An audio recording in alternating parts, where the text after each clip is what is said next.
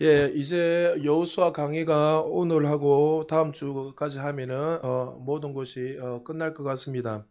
오늘 항상 여호수아 어떤 말씀을 들을 때 처음도 중요하지만 끝도 중요하다는 것을 기억하고 오늘 이번 주 설교와 다음 주 설교를 특별히 여러분 좀 잘 귀담아 들어서 여러분들이 좀 더 들으셨으면 좋겠습니다. 여호수아는 24장으로 구성되어 있는데 특별히 마지막 23장과 24장은 이제 여호수아가 이제 하나님의 부르심을 받고 이제 얼마 남지 않았다는 그 사실을 알고 이제 유언으로 남기는 메시지가 바로 23장과 24장입니다. 그래서 이 23장, 24장은 마치 여호수아의 유언이고 특별히 또 청중이 다릅니다. 23장의 그 유언은 말 그대로 리더자 격이 된 사람들에게 유언을 남기는 것이고 24장은 이스라엘 백성들 전체에게 남기는 유언과 같습니다. 예를 들어서 오늘 본문은 말 그대로 교육자나 장로나 건사나 안수집사에게 마치 교회의 어떤 기둥과 될 것 같은 그런 핵심 리더들에게 너희들에게 부탁하는 말로 유언을 남기면서 이렇게 해야 될 것을 그들에게 구체적으로 전하는 말이 바로 오늘 본문입니다. 마치 이 여호수아를 잘 읽어보면 또 구약 성경을 자세히 읽어보면 이렇게 나누어 줄 수 있습니다. 전체 구약의 맥락을 보면 그 성경의 맥락을 보면 너에게 복과 저주가 있다라는 것을 어떻게 보면 구약 전체의 성경에서 그것을 말씀하고 있습니다. 그런데 이스라엘 백성들을 자세히 보면 그들은 한 번도 하나님 말씀을 순종하지 않았죠. 어떻게 보면 하나님의 그 심판의 대상이었고 또 저주의 대상이었습니다. 그러나 한 번도 하나님은 그들에게 심판을 내리신 적이 없고 오히려 그들을 어떻게 해요? 저주받은 인생들을 그들의 불순종한 인생들을 오히려 복된 자들로 축복된 자들로 세워주셨습니다. 그래서 하나님께서 이 구약에 보면 그들에게 복과 저주를 주시는 이유는 너희는 이렇게 살면 복을 받을 것이고 특별히 뭐 신명기 8장에 보면 뭐 앉아서 복을 받고 일어서서 복을 받고 뭐 28장 뭐 쫙 뭐 내용이 나오잖아요. 자, 신명기 보면. 근데 그 내용들을 자세히 읽어보면 복과 저주가 끊임없이 담겨서 말씀하고 있는데 우리는 그걸 통해서 이렇게 이야기합니다. 왜 하나님이 복만 주시지 왜 저주까지도 이야기하시는가? 하나님은 사랑의 하나님이신데 왜 저주까지도 허락하시는가? 이렇게 의문이 들 때가 많이 있단 말이죠. 그러나 여러분들은 항상 하나님의 그 마음을 아셔야 돼요. 하나님의 마음을 모르면 여러분들이 자꾸만 극단적으로 잘못되게 해석할 때가 많이 있는데 하나님이 우리에게 너희가 이렇게 하면 복을 줄 것이고 저렇게 하면 저주가 임할 것이다 이렇게 말한 것은 우리들에게 많은 사람들이 수많은 자들에게 저주를 주겠다고 집중하는 것이 아니라 어떻게 이 저주를 통해서 어떻게 해요? 너희들은 복된 삶을 살아야 될 것을 강조하는 거예요. 저주에게 강조한 것이 아니라 심판이 강조되는 것이 아니라 이런 삶이 있지만 너희들은 어떻게 살아란 거예요? 복된 삶을 하고 축복된 삶을 살아라고 그들에게 복과 저주를 허락하신 것이지 하나님의 뜻은 그들이 저주를 받고 저와 여러분들이 저주를 받아서 망하는 것을 원하지 않은 거예요. 하나님께서 노아와 용수도 마찬가지잖아요. 그들에게 이것을 통해서 근본적으로 그들에게 피를 내리기 전에 그 이유는 뭐예요? 그들이 방주 사건을 통해서 깨닫기를 원하셨어요. 무엇을요? 너희들이 제약이 가능하여서 죽을 수밖에 없다는 것을 깨닫고 돌이키기를 원한 거예요. 그래서 그 심판을 통해서 깨닫게 하기를 원하는 것이 목적이지 심판이 목적이 아니란 거죠. 그래서 이 구약 성경을 전체를 다 보면은 하나님이 축복과 저주를 주십니다. 결론적으로 어떻게 해요? 그들의 근본적으로 너희들이 복된 삶을 살기를 원하고 축복된 자들이 되기를 원한다는 것을 강조하고 설명하고 있습니다. 근데 오늘 본문과 23장, 24장에 보면 마치 구약 성경을 함축한 것처럼 하나님께서 복과 저주에 대해서 그들에게 설명하시고 구체적으로 말씀하고 있습니다. 그러나 여러분 서두에 말했지만 이스라엘 백성들은 사실 복받을 만한 존재들이 아니잖아요. 여러분 하나하나 계속 뭐 아브라함도 마찬가지 모든 이 이스라엘 백성들을 읽어보면 그들은 한 번도 하나님의 말씀을 따른 적이 없었어요. 늘 불순종하고 원망하고 순종한 것도 어떻게 해요? 마치 하나님이 심판이 임하니까 그것을 깨닫고 우리가 이러면 죽겠다 싶어서 그들이 돌이키고 깨달은 것이지 그것도 하나님의 방편이잖아요 사실. 사사시대에도 그들이 순종하지 못하니까 어떻게 해요? 원수의 어떤 나라를 세워서 그들을 어떻게 해요? 고난 가운데 거하게 만듭니다. 그래서 그것을 통해서 하나님께서 어떻게 해요? 깨닫기 원하신 거죠. 그래서 하나님이 얼마나 그들을 사랑하고 그들이 얼마나 축복하기 더 좋은 길로 가기를 원한다고 깨닫기를 원하지만 그들은 한 번도 하나님의 말씀을 순종하지 않았고 살았단 말이죠. 그래서 하나님이 오늘 23장, 24장을 통해서 전반부는 복에 대해서 이야기하고 후반부의 저주에 대해서 이야기하시면서 그들에게 하나님의 사랑을 알기를 원했고 하나님이 누구신지 좀 더 구체적으로 알기를 원했습니다. 자, 23장 1절 여호수아가 유언을 남기면서 지금 지도자 그룹에게 이야기하는 유언입니다. 우리 1절 같이 한번 읽어보겠습니다. 시작. 여호와께서 주의 모든 원수들로부터 이스라엘을 쉬게 하신 지 오랜 후에 여호수아가 나이 많아 늙은지라. 여호와께서 주의 모든 원수들로부터 이스라엘을 시기하셨다 이렇게 말합니다. 자, 우리가 시다는 말이 나오는데 앞전에 개역 성경에 보면 이 시다가 안식하다라고 이렇게 번역이 되어 있습니다. 그러니까 이 시다라는 말의 개념 속에 우리는 자꾸만 우리가 어떻게 해요? 우리가 이제 여기서 편하게 누리는구나. 하나님께서 그들에게 이렇게 모든 전쟁에서 전쟁이 다 끝났기 때문에 그들이 이제는 편안하게 누리며 살아갈 수 있구나. 이렇게 우리는 생각할 수 있단 말이죠. 그러나 성경에서 쉬다, 안식의 개념은 그렇게 말하고 있지 않습니다. 많은 사람들이 안식의 개념을 너무나 잘못 알고 있기 때문에 마치 우리가 그렇게 인식을 하고 편하게 누리는 것을 이렇게 인식을 하는데 우리 창세기 우리 2장 3절에 보면 이 안식의 개념을 먼저 말하고 있는데 우리 2장 3절 같이 한번 읽어보겠습니다. 시작. 하나님이 그 일곱째 날을 복되게 하사 거룩하게 하셨으니 이는 하나님이 그 창조하시며 만드시던 모든 일을 마치시고 그날에 안식하셨음이니라. 예, 하나님이 6일 동안 세상을 다 창조하신 이후에 7일째 되는 어떻게 하셨죠? 안식하셨습니다. 여기에서 안식이라는 말을 사용하셨는데 자, 그러면 질문하겠습니다. 하나님이 7일째 되는 날에 쉬시고 난 이후에 8일째 되는 날 뭐 했을까요? 송지수님 8일째 뭐 했을까요? 하나님? 예, 또 일하셨다. 대다수가 또 일하셨다고 이렇게 말씀합니다. 맞죠? 대부분 사람들이 일하셨다고 하는데 그러나 하나님은 안식하셨습니다. 여러분 히브리인들의 성경에 히브리인들에게 숫자 8은 영원한 개념이에요. 영원한 개념. 그러니까 7일째 하나님이 모든 만물을 만드신 것이 어떻게 해요? 완전하고 조금 더 부족함이 없으셨기 때문에 퍼펙트 했기 때문에 어떻게 해요? 하나님이 안식하셨다는 거예요. 우리는 안식하다 이렇게 하면 어떤 개념합니까? 우리가 누리는 거, 편하게 쉬는 거 이런 의미를 가지는데 하나님이 말하는 안식은 그 개념이 아니라는 거예요. 안식은 뭐예요? 하나님이 첫째 날부터 둘째 날 모든 것을 만드시고 나니 어떻게 해요? 하나님이 보실 때 충분하고 완전하고 부족함 없이 모든 창조 세계가 완벽했다는 거예요. 완벽했기 때문에 더 이상 할 것이 없기 때문에 완벽했기 때문에 7일째 되는 날 쉬셨고 8일째 되는 날 뭐 했다고요? 8은 영원한 숫자이기 때문에 완전히 쉬셨다는 그 의미를 말씀하고 있다는 거죠. 그래서 휴식의 개념이 아니라 안식은 말 그대로 손댈 것이 없어서 부족함이 없어서 충분하고 완전했다라는 그 의미로 안식의 개념을 말씀하고 설명하고 있다는 거예요. 자, 그러면 이스라엘 백성들이 지금 가나안 전쟁에서 7년 동안 전쟁을 치르고 그들이 어떻게 이제 모든 전쟁이 끝났습니다. 그러니까 쉬다 이 의미 속에 그러니까 이제 어떻게 해요? 뭐 우리가 이제 모든 끝났으니까 편안하게 누리면 되겠다. 그 의미가 아니라 하나님이 이스라엘 백성들에게 어떻게 해요? 그들에게 안식을 허락한 이유가 뭡니까? 하나님이 젖과 꿀이 흐르는 가나안 땅에 들어가기 전에 이미 누구를 통해서 그 땅을 허락해 주셨습니까? 아브라함을 통해서 하나님께서 이미 이 가나안 땅을 이미 허락해 주셨어요. 그래서 우리가 여호수아 공부할 때 1장이 시작할 때 여러분 제일 먼저 어떻게 인식을 했습니까? 이 가나안 전쟁은 칼과 총과 창의 싸움이 아니랬죠. 하나님이 이미 이스라엘 백성을 통해서 아브라함을 통해서 약속하신 그 땅을 어떻게 해요? 이제 믿음으로 취하는 땅이라 했습니다. 할렐루야.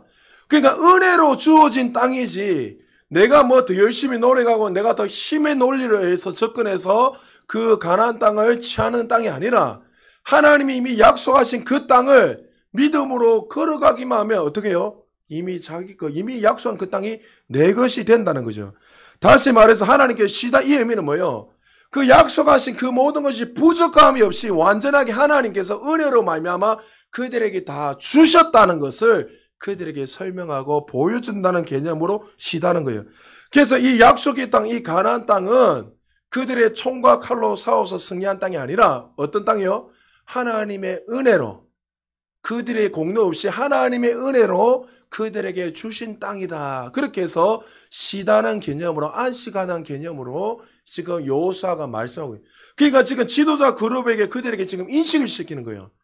너희들이 지금 참된 쉼을 누릴 수 있고 너희들이 이 땅에서 참된 평강과 이렇게 모든 언약을 성취하고 이룰 수 있었던 이유는 너희들이 무슨 열심히 하고 노력을 해서 분명히 그것도 있지요. 그러나 그것이 아니라 기억해라는 건 뭐예요? 하나님이 이미 아브라함을 통해서 약속하신 그 언약이 이루어졌기에 너희 값없이 주신 은혜이기에 너희들은 참된 쉼과 참된 평강을 누릴 수 있다는 것을 기억하고 인식해라는 거죠. 그래서 이스라엘 백성들이 가나안 땅에 들어가 전쟁을 할 때 철저하게 하나님의 통치를 배우면서 믿음으로 취하는 땅이 바로 가나안 땅이었습니다. 안식하다 시다의 말을 통해서 이스라엘 백성들에게 먼저 이 사실을 그들에게 각인시키기를 원했다는 거죠. 너희들 공로가 아니라 하나님의 은혜로 모든 것이 되었으니 앞으로도 모든 삶이 어떻게 해요? 하나님의 은혜로 그렇게 될 것이란 것을 기억해라고 지금 여호수아가 리더자 그룹을 세워놓고 마지막 유언하면서 가장 중요한 사실을 말씀하고 있습니다. 그러니까 저와 여러분도 신앙의 출발이 뭐예요? 하나님의 은혜란 거예요. 할렐루야. 이거 잊어버리면 안 돼요, 여러분들. 많은 분들이 어느 정도 잘 되고 어느 정도 먹고 살만하면 내가 할 때가 참 많이 있습니다.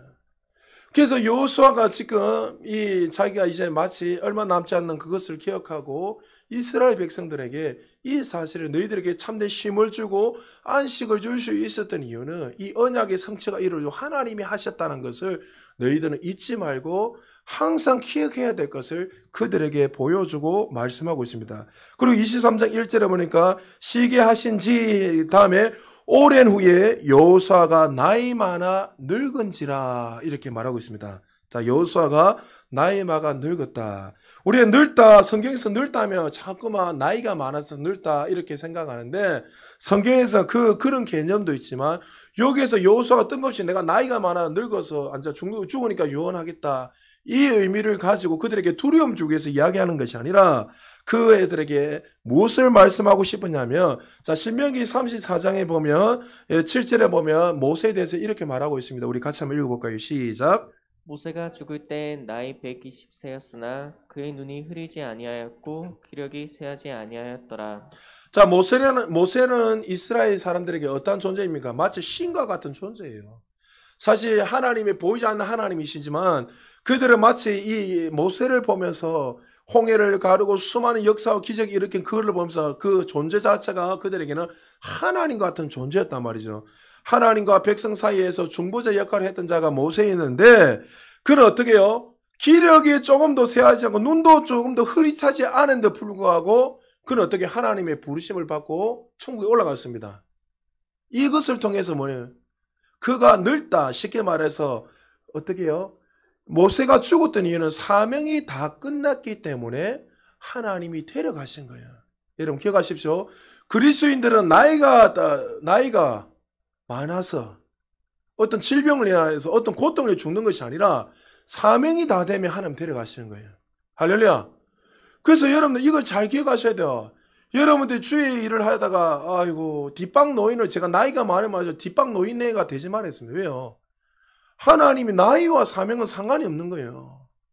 여러분 젊다는 그 개념이에요. 갈렙이 85세가 되어도 40년 전에 지금은 일반의 그 의미가 뭡니까? 그는 청년이었죠. 왜요? 그는 사명이 있었다는 거예요. 비전이 있었다는 거예요. 그러니까 지금 여호수아가 이 리더자 그룹을 불러놓고 나는 나이가 늙었다 이 의미는 뭐냐면 하나님이 어떻게 해요? 그때마다 아브라함을 부르시고 야곱을 부르시고 모세를 부르시고 여호수아 부르고 시간마다 그들에게 사명을 주셔서 사명이 끝나면 다 데려가더란 거죠. 근데 지금 리더자 그룹들이 여호수아라는 어마어마한 큰 존재, 앞전에는 모세나 큰 존재를 바라보면서 얼마나 두렵겠습니까? 그들이 떠나면. 근데 지금 여호수아 그들에게 뭘 말하고 싶겠죠? 모든 세대마다 시대마다 사명이 다 되면 다 데려가지만 누구는 영원하다는 거예요. 하나님은 영원하시다는 거예요. 그거 이야기하려는 거예요. 너희들 불세주가 했던 뛰어난 리더자가 너희들의 인생을 막 좌지우지하고 이끌어가고 하지만 그들의 사명이 되면 다 끝난다. 그러나 어떻게 해요? 하나님은 영원하셔서 너희들의 인생을 끌고 가죠. 그것을 어떻게 알 수 있는가? 오늘 본문에 보면은 자 23장에 3절 이후로 쫙 읽어보면 한번 제가 찾아드릴게요. 23장에서 3절 이후부터 16절까지 보면 똑같은 단어가 13번 반복됩니다. 자 3절에 보면 너희의 하나님 여호와께서, 그리고 3절 후반절에 보면 너희 하나님 여호와 그는, 5절에 보니까 너희 하나님 여호와 그가, 그리고 5절 후반절에 너희 하나님 여호와께서, 그리고 8절에 오직 너희 하나님 여호와께, 그리고 10절에 너희 하나님 여호와 그가, 11절에 너희 하나님 여호와를 사랑하라, 13절에 너희 하나님 여호와께서, 그리고 13절 후반절에도 하나님 여호와께서, 그리고 14절에 너희 하나님 여호와께서, 그리고 15절에도 너희 하나님 여호와께서, 그리고 하반절에도 15절 하반절에도 너희 하나님 여호와께서, 16절에도 너희의 하나님 여호와께서. 할렐루야. 지금 13번이나 반복하면서 너희의 하나님 여호와께서, 너희의 하나님 여호와께서 계속 반복합니다. 자, 우리 글을 잘 쓰는 사람들은 똑같은 문장을, 똑같은 단어를 자주 씁니까? 다른 단어를 씁니까? 글을 잘 쓰는 사람들은 똑같은 단어를 반복적으로 사용하지 않습니다. 근데 여호수아가 지금 리더자 그룹을 세워내면서 너희들이 여기 와서 참된 힘을 누릴 수 있는 것은 하나님의 은혜인 것을 먼저 기억하라고 이야기하면서 자기가 이제 나이가 많아 늙었다 이 이야기를 강조할 때 얼마나 리더자들이 두렵겠습니까? 그런데 그들에게 이 늙음을 이야기하는 이유는 뭐냐면 한 세대는 오고 가고 수많은 사명자들을 사명하고 가고 하지만 누가요? 여호와 그가 하나님께서 너희들을 끝까지 이끄시고 인도하시겠다고 말씀하고 있는 거예요. 할렐루야. 여러분, 교회는 어떤 교회가 건강한 교회입니까? 교회는 항상 조심해야 돼요. 이 교회 공동체가 항상 조심해야 될 게 뭐냐면 어떤 한 사람은 뛰어난 불세주로 한 사람을 통해서 교회가 좌지우지 되어서는 안 돼요. 할렐루야. 어떤 리더자가 목사 혼자서 좌지우지 되어서는 안 되고 또 어떤 장로나 집사 어떤 한 성도님의 특출하게 한 명이 뛰어난 사람이 그 사람을 통해서 교회가 좌지우지 되면 그때부터 교회는 타락하기 시작하는 거예요. 그 어떤 사람이 헌금을 말하니까 그 사람을 세워가지고 그 사람에게 모든 포커스를 주는 그 순간부터 교회는 무너지기 시작합니다. 지금 여호수아 그 이야기하는 거야. 나는 간다. 모세도 갔고 아브라함도 갔고 이삭도 갔고 수많은 믿음의 조상들 선진들이 다 갔다. 하나님 그들이 간 이유는 하나님 그들의 사명을 주셔서 사명이 끝나니까 데려갔다. 그러나 두려워하지 마. 왜? 여호와께서 너희와 함께 하시기 때문에. 너희들이 있지만 눈에 보이는 수많은 또 다음 세대가 일어나고 수많이 세워지고 또 사라지고 세워지고 사라지지만 하나님은 끝까지 너희들을 붙드시고 인도하시기에 너희들은 두려워하지 말고 너희들은 서 있으라고 하나님이 여호수아를 통해서 그들에게 말씀하시고 보여주는 거죠. 교회라는 이 신비로운 공동체는 처음부터 끝까지 누가 하십니까? 따라합시다. 하나님이 다 하신다. 할렐루야. 이것을 개인에게 적용하면 똑같은 거예요. 여러분의 인생 속에 어떨 때는 내가 의지하는 것들이 무너질 때가 얼마나 많이 있습니까? 그때 여러분들이 봐야 될 게 뭐냐면 눈에 보이는 것을 바라보는 것이 아니라 내가 눈에 보이는 거 의지한 게 무너지고 낙심하고 실패할 때마다 항상 기억했던 게 뭐냐면 하나님이 우리를 끝까지 붙들고 가신다는 거예요. 할렐루야. 이 믿음이 생길 때 여러분이 어떠한 상황 속에서 승리하고 돌파할 수 있습니다. 여러분 기도에 대해서 제가 여러분 이야기하고 있지만 기도가 응답되지 않는 이유도 여러 가지 이유가 있습니다.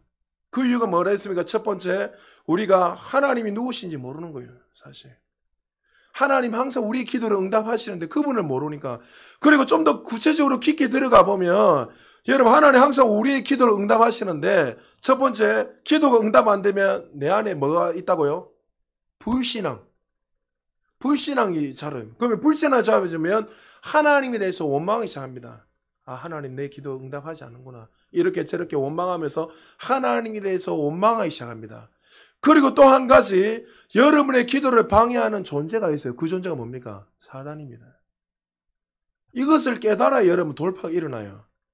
그래서 대표적으로 구약에 다니엘이 기도했을 때 무릎을 꿇을 때 하나님이 천군천사를 보냈다 했잖아요. 그 응답은 그 즉시 이루어졌어요. 그러나 그 응답을 받지 못하게 하는 어두운 세력이 반드시 있다는 거예요. 그럼 여러분들이 여러분의 기도의 삶 속에 내가 불순종을 많이 하는가? 아니면 내가 불신앙이 사라졌거나 아니면 내가 분명히 그 믿음의 확신도 있는데 불구하고 기도의 응답이 없다면 반드시 그 사단이 지금 뭘 통해서 여러분의 그 축복을 막고 있다는 거예요. 그럼 그것을 깨닫고 어떻게 돼요? 여러분들이 믿음으로 선언해서 바꿔야 돼요. 다니엘은 사실 마귀를 대적할 권세가 없었지, 맞죠? 그때 이 세상의 신이 누구였습니까? 마귀였기 때문에 대적할 수가 없어요. 그러나 우리는 새 피조물 계시 안에 있는 저와 여러분들은 이제 이기는 자이잖아요. 할렐루야. 우리의 권세가 있기 때문에 사단을 꾸짖으면 사단이 도망가는 거예요. 그래서 여러분의 삶 속에 지금 기도 응답이 없다면 그것을 보고 선언하면 놀라운 일들이 일어난다는 거죠. 여러분, 교회 공동체는 너무 신기해요. 왜요? 저 목사 별 볼 거 없는데, 저 장로, 저 집사 별 볼 거 없는데, 참 부족한데, 교회가 잘 돌아와요. 왜 그럴까요? 교회는 머리 되시는 그 하나님이 하시기 때문에. 그래서 여러분 이 사실을 항상 기억해야 돼요. 우리 담임 목사가 좀 부족해도, 연약해도, 저 집사님이, 저 장로님 좀 부족하고 연약해도, 우리 교회가 잘 돌아갈 수 있는 근거가 어디냐면, 그 한두 사람의 그 사람의 뛰어난 리더십이 아니라 하나님이 하신다는 거예요. 이 사실을 기억하게 되고 또 우리의 삶에 이것이 믿어지게 된다면 우리의 삶에 어떠한 상이 와도 두려움이 아니라 오히려 그 삶 속에서 전진하며 승리할 수 있다는 거예요. 즉 여호수아가 이스라엘 백성들이 특별히 그 리더자들 그러면 앉혀놓고 그 이야기를 하는 거예요. 너희들 내가 떠나니까 두려움이 있는데 한번 생각해 보십시오. 여호수아도 그렇고 모세도 그렇고 그들에게 신적인 존재예요.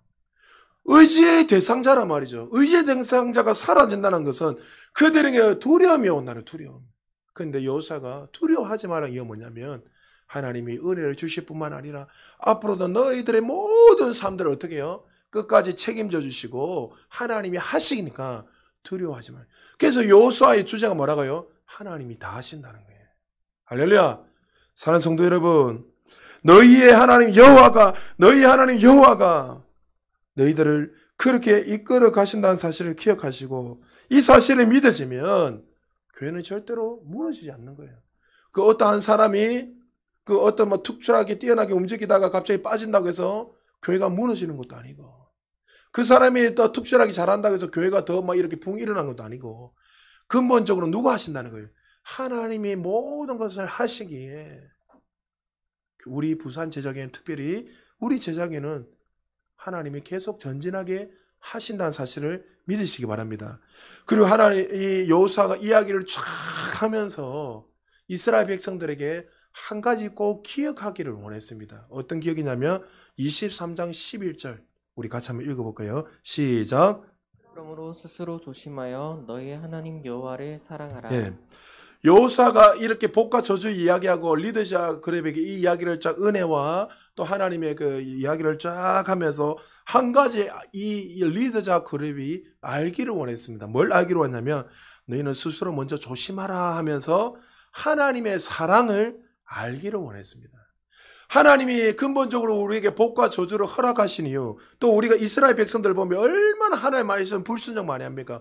우리도 끊임없이 주님 앞에 범죄하고 불순종하며 살아가는 자들이 아닙니까? 하나님 얼마나 우리를 사랑하는지 알면도 불구하고 여전히 우리의 중심, 우리의 삶 보면 어떤 날 하나님을 싫어버리고 살아갈 때가 많이 있지 않습니까? 근데 하나님께서 우리에게 어떤 때는 고난을 허락하시고 우리의 여러 가지 많은 문제들을 허락하시는 이유는 뭐냐면 그 고난을 통해서 우리가 망하기를 원하고 우리가 저주받기 원한 것이 아니라 그것을 통해서 근본적으로 뭘 알기를 원하실까요? 하나님이 우리를 얼마나 사랑하시는지 알기를 원하는 거예요.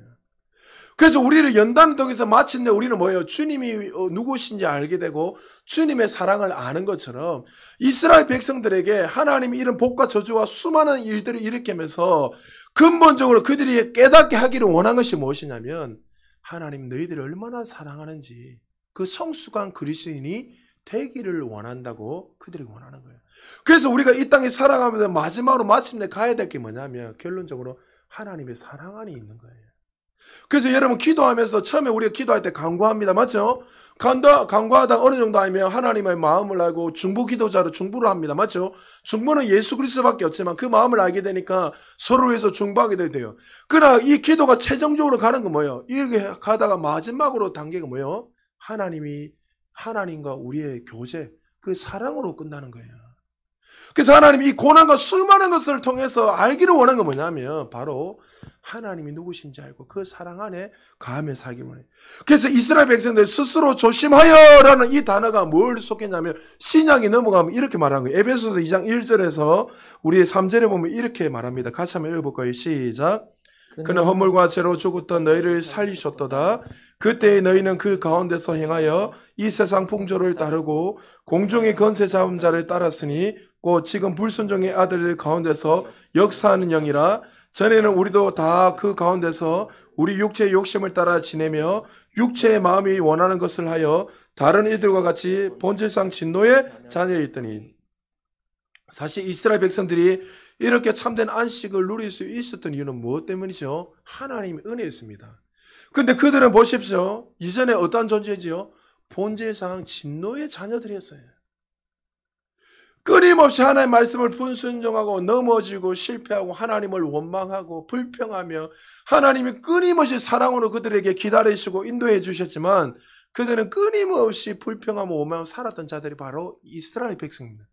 여호수아가 마지막에 유언을 하면서 그들이 뭐예요? 너희들이 어떠한 존재인 것을 잊지 말라는 거예요. 너희들이 과거에 어떠한 죄를 지었고 어떠한 존재이고 영원히 죽을 수밖에 없는 죄인 중에 괴수였지만 그러나 어떻게 해요? 그것을 항상 기억하고 다른 것을 바라보고 집중하는 것이 아니라 하나님만을 사랑하며 그분 안에 가며 살아라는 것을 말씀합니다. 그래서 우리가 신앙생활하면 우리가 더 신앙생활을 깊이 하며 할수록요 우리 안에 넘쳐나는 것이 하나밖에 없어요. 주님을 향한 사랑밖에 없어요. 그 사랑 안에 가할 때 모든 것이 다 풀어지게 되어 있거든요. 근데 많은 사람들은 그걸 모르기 때문에 자꾸만 눈에 보이는 것을 고백하고 좀 하나님도 이스라엘 백성들이 누구보다도 주님을 사랑하기를 원해요. 지금도 동일합니다. 하나님은 우리를 부르신 이유는 복의 근원을 세워주고 많은 복들 다 예수를 통해서 주셨지만 진짜 이것을 통해서 우리에게 원하신 것이 무엇이냐면 내가 이제는 어떠한 존재가 항상 잊지 말고 그 우리를 부르신 근본적 이유가 뭐라고요? 주님을 사랑하기를 원하는 거예요. 그래서 구약이나 신약을 다 읽어보면 모든 것이 사랑이에요, 사랑. 사랑하는 성도 여러분, 하나님께서 우리를 이렇게 이스라엘 백성들과 우리는 다르지만 이스라엘 백성은 가나안 땅, 그들에게는 마치 천국에 가는 개념이지만 하나님 우리에게 이 땅에서 영원한 생명을 허락하여 주셔서 우리에게 영생을 누릴 수 있는 은혜 주셨습니다. 우리에게 참된 신과 참된 은혜를 허락하여 주셔서 참된 행복을 허락하여 주셔서 정말 영원히 죽을 수밖에 없는 죄인들이었지만 우리에게 영원한 생명을 허락해 주셔서 마치 젖과 꿀이 흐르는 가나안 땅을 더 넘어서 천국에 갈 수 있는 은혜를 허락해 주셨습니다. 여러분 우리가 이 땅에 영생을 누리며 살아야 기억해야 될 것이 뭐냐면 내가 이전에 어떠한 존재라는 것을 잊어버리면 안 돼요. 그 과거에 매이라 이 의미가 아니에요. 아우 나는 죄인이었구나. 이 매에 있는 그것이 아니라 내가 이 주님 앞에 설 수 있는 될 수밖에 없는 이유가 무엇인지 알아야 된다는 거예요. 뭐요? 하나님의 사랑이었고 은혜였다는 거예요. 그렇다면 그 은혜를 기억했다면 우리는 앞으로 어떻게 살아야 될까요?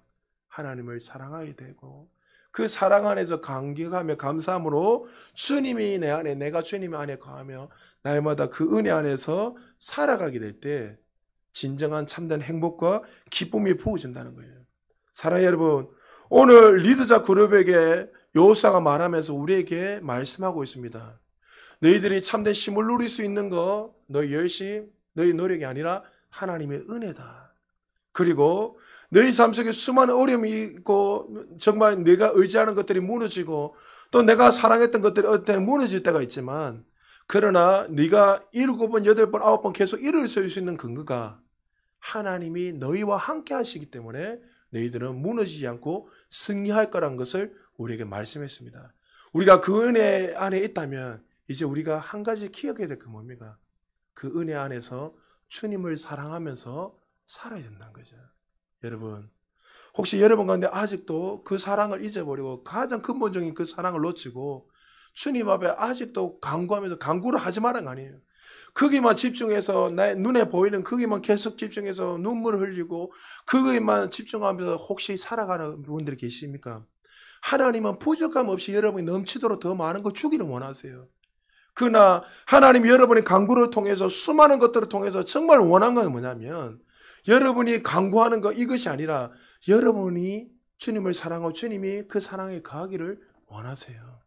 여러분 오늘도 다시 한 번 더 이 말씀을 잘 기억하시고 여러분의 삶 속에 늘 주님이 함께 하시는 그 사랑이 흘러 넘칠 뿐만 아니라 또 여러분이 하나님 주신 그 은혜를 감격함으로 늘 승리하며 살아갈 수 있는 우리 모두 되시기를 주의 이름으로 축복합니다.